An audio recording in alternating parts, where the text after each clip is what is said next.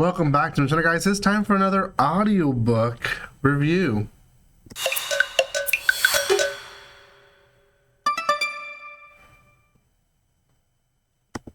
Welcome once again to my channel, guys. A new thing that's been actually for months already for Yen Press is their Yen Press audiobook section, which is a section that they've had, like I said, for months already, and they have multiple volumes of series. I myself got 3 audiobooks that they gave me to review for you guys, and this is one of those. I've already reviewed Goblin Slayer. Now here is another common one that a lot of you guys have probably heard, which is it wrong to try to pick up girls in a dungeon? Now I do have different aspects of the actual audiobook itself to talk about this one, but if you want to know more about the audiobook and stuff like that, how it all works, you can check out my Goblin Slayer video as well. I talk more about it in detail there, but the company has been doing it for a while, and thank you so much for them sending me a copy to review. Check them out, yenpress.com. They have numerous stuff. If you're not into audiobooks, they do have physical books, so you guys can do that, as well as online versions. So go check them out. They have quite a bit of stuff in their website and an umbrella of companies under them as well. Also, guys, if you're watching up to this point, then consider subscribing to my channel. Give some love by commenting, liking, and sharing. You guys can follow me on social media in the description below, and I am trying to get my hands on more audiobooks to review for you guys. Personally, I've really enjoyed these audiobooks, so I want to do more of these for you guys so that you guys can get more of the reviews of stuff that maybe some of you guys have never heard of. So is it wrong to pick up a girl to try to pick up girls in a dungeon? This is a series that aired long ago. There's 4 seasons already out of the anime. I think there's like 20 plus light novels. There's like 3 or 4 spin-offs of the series. It's a huge phenomena. If you've never heard of it, you've probably lived under a rock. If you haven't heard of it, then welcome to a rabbit hole, because it's a really good series. It is a little bit in the wild side with it being a little bit fan servicey sometimes, and it being a little bit too much of the characters, but personally I do enjoy the series. It is one that at first it was a guilty pleasure, but now not so much, because it really does have a really good story, and it's not one of those that you have to like convince people like, believe me, it has a good story. It really is a good story. So we follow the life of Belle and we follow the life of Hestia. Really is kind of both of them. And Belle is someone who or in the world they live in, at least, there's gods. Hestia is one of them, and these gods essentially got so bored of their godness back in heaven, and they decided to come down into the world and have fun there as well. So they started creating their familias, and through their familias they explore dungeons, and they also do other stuff that we eventually see in the series.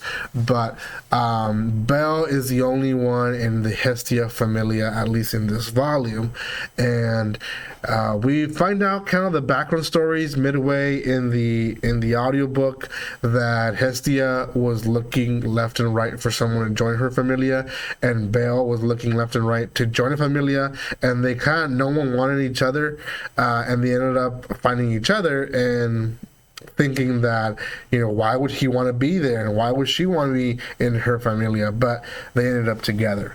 Now Belle does have a power that Hestia knows about, and she doesn't let him know until towards the end of the volume that essentially he can boost and increase his power quite a bit, but she doesn't know the limits of it. And I don't know why she's so worried about it, but I guess at the end of the day, I kind of feel like she feels like the limit is death, I guess. Like it'll be too much of a power for him to sustain, that he might put himself in danger of dying.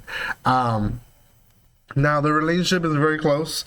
Belle, I feel like and it probably was like this also in the first season, but I feel like he's like a lot more pervy in this beginning of the series than what he is now in season 4 of the anime, because there's a lot of instances where like he's like, oh, and her body was so close to me, and her chest was right there. I couldn't not see because it was right there. Like, it's one of those weird things. Like, just have the conversation, dude. Like, we don't want to hear every single thought that you're having about Hestia. So, but again, in a way, they're trying to describe her character, how she looks. So I guess they went that direction with making him more pervy. He definitely ended up being an adventurer because of the title. He wanted to pick up girls, and it not end up working out. He has this weird idea that his dad gave him that he should create a harem, essentially, and that's kind of the idea that goes behind it. Again, you hear all this stuff, you watch this stuff in the first season, and this is why I just started to think, okay, this is going to be a guilty pleasure, because the story is actually decent, but the why the story is kind of weird. So it is a little bit of weird beginning, but it's actually a really good story. He is saved by another character who I believe we call her Ice, her name, a blonde hair girl, and there was monsters in the wrong level. He was going to be hurt by this big monster. She defending him, and now they kind of have a little love thing for each other that it doesn't really unfold too much in this volume, but they still kind of see each other in places and they want to talk more, but it doesn't happen. He gets help of the Adventure Guild lady and a bar girl who are very much invested in him as well in this volume. And essentially, he kind of has his own thing going on for a while, because Hestia is in a party with gods, and Hestia ends up begging one of these gods to create a weapon for Bel. Now, she wants a specific weapon for Bel because she wants him to be able to defend himself better, and she ends up with a pretty good weapon, which is basically, it mimics the power of Bel, so it's ever always upgrading. So at the end of the volume, they have this encounter with this loose monster in the city, and we see Bel showcase what he can do. He turns into white hair Bel, and everyone is just shocked, and Hestia finally realizes what she might have created with Bel, with his power and his weapon. In a nutshell, if you've seen the anime, this is actually a pretty good audiobook to have. I really enjoyed going back to the beginning and just reading it or hearing it. I'm not gonna lie, I was doing a lot of stuff. I heard it while I was driving. I heard it while I was shopping. I heard it while I was cutting grass. And it's such convenience to have audiobooks and not have to sit down and read the light novel, because that, I think, takes more time. And just being able to do stuff that you do every day and just be able to hear it was so convenient. So go check out Yen Press and give some love to them. Thank you guys so much for watching this review. And guys, like always, don't be strangers. Subscribe.